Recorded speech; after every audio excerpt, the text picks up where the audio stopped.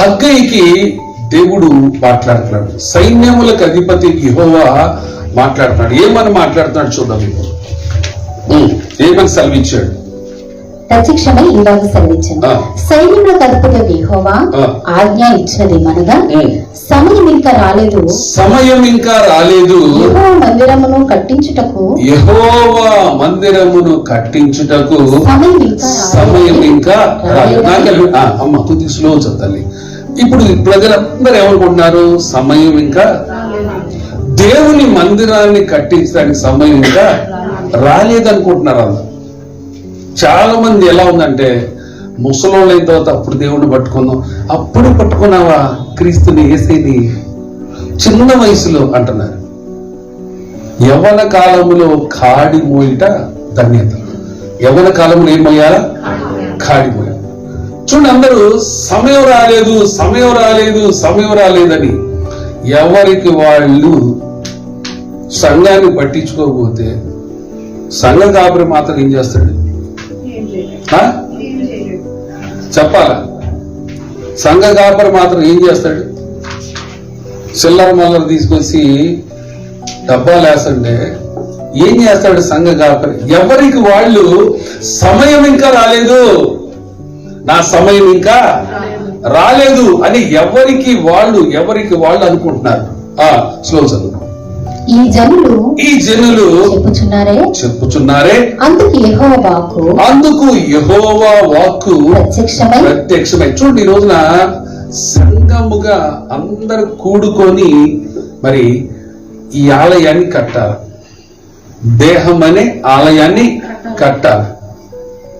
ఇప్పుడు ఒక ఇల్లు కట్టబడాలంటే ఒక మేస్త్రి ఉంటాడు, తర్వాత కొంతమంది కూలి వాళ్ళు కూడా ఉంటారు. మేస్త్రి ఉంటాడు, కూలి వాళ్ళు కూడా. అట్లనే ఒక సంఘ కాపరి ఉంటాడు. విశ్వాసులు వారు శిష్యులుగా మార్చబడతాం, సంఘముగా కట్టాలి అనేటువంటి ఆశ, తృష్ణ ప్రతి ఒక్క బిడ్డకు ఉండాలి. ఆశ, తృష్ణ ఏం చేయాలా? నశించుచున్న ఆత్మలు, రక్షణ లేనటువంటి బిడ్డలు, నరకాగ్ని గురవుతున్నటువంటి బిడ్డలు, చీకటిలో ఉన్నటువంటి బిడ్డలు, వ్యభిచారంలో, దొంగతనాల్లో, విగ్రహారాధనలో, మోసాల్లో ఉన్నటువంటి బిడ్డలు రక్షించబడాలి అన్న ఆశ నీలో లేకపోతే, దేవుడు చెప్తున్నాడు, ఈ జనులు ఏం చెప్తున్నారో చెప్పుచున్నారే, అందుకు యెహోవా వాక్కు ప్రత్యక్షమై ప్రవక్తయగు హగ్గయి ద్వారా సెలవిచ్చినదేమనగా, ఈ మందిరము పాడై ఉండగా. ఏ మందిరము? దేహమనే మందిరం. దేహమనే మందిరం ఏమైపోయింది? పాడైంది. అసలు ఎవరైనా పట్టించుకుంటున్నారా?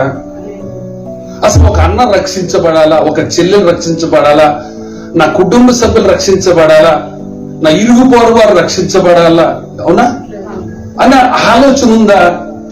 చెప్పాలి, ఉందా? మందిరము పాడైపోయింది, కన్యక కూలిపోయింది, లేవనెత్తువాడు ఒక్కడును లేక అది మరి భూమి మీద పడవేయబడి ఉందంట. ఈ కన్యక అంటే ఎవరంటే సంఘం అంటే ఎవరు? మనమే. కూలిపోయి ఉంది, చీకట్లో ఉంది, వ్యభిచారంలో ఉంది, అబద్ధాల్లో ఉంది, మోసాల్లో ఉంది, దరిద్రంలో ఉంది, అంధకారంలో ఉంది. ఈరోజు సంఘము కట్టబడాలంటే ఆశ నీలో ఉండాలా? ఎవరి కాళ్ళు నాకెందుకులే అనుకుంటే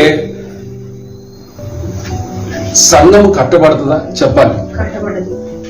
చూడండి, ఇక్కడ దేవుడు చెప్తున్నాడు, ఇక్కడ ప్రవక్త హగ్గీ ద్వారా ఈ మందిరము పాడై ఉండగా మీరు సరంబి వేసిన ఇది సమయమా? ఇప్పుడు చూడండి, ఎవరు కాళ్ళు ఇల్లు కట్టుకుందాం చూసుకుంటారు. నా కుటుంబం, నేను నా పిల్లలు, నేను నా ఇల్లు, నేను నా కారు, నేను నా గుడ్డలు. వింటున్నారా?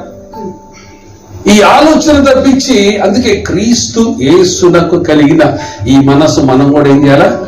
కలిగి దేవుని ఆలోచనతో నింపబడాలి. ఈ రోజున ఎందుకు మనిషి దరిద్రంలోకి వెళ్ళిపోతున్నాడంటే కారణము సొంత ఇల్లు కట్టుకుందామన్న ఆలోచనే గాని దేవుని మందిరం అనే ఆలయము, క్రీస్తు శరీరంలోని ప్రతి భాగము రక్షణ లేకుండా ఉంది.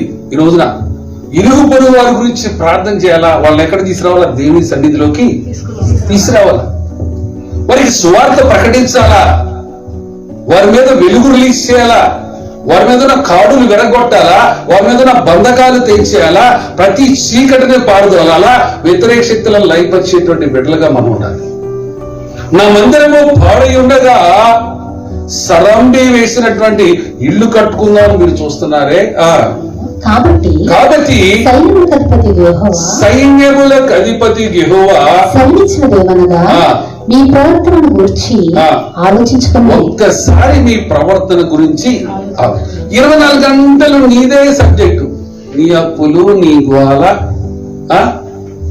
నీ తిండి, మధ్యాహ్నం భోజనం ఎట్లా, చికెన్ ఎట్లా, ఆటో డబ్బులు ఎట్లా, రేపొద్దున ఫీజులు ఎట్లా, పుస్తకాలు ఎట్లా. అర్థమవుతుందా?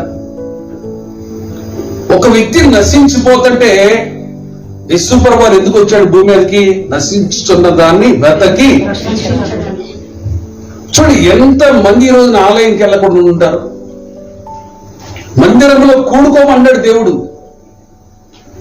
నా మందిరంలో అందరూ కూడుకొని నన్ను స్తుతించండి, నన్ను ఆరాధించండి, నన్ను మహిమపరచండి. అక్కడ వాక్యము ద్వారా బలపరుస్తాను, నేను మాట్లాడతాను, నేను దీవిస్తాను, వారి కట్లు తెంచేస్తా. ఆయన సన్నిధిలో సుఖం ఉంది, సంతోషము. ఆయన సన్నిధిలో నెమ్మది ఉన్నది, ఆయన సన్నిధిలో ఆదరణ ఉన్నది, ఆయన సన్నిధిలో విడుదల ఉన్నది.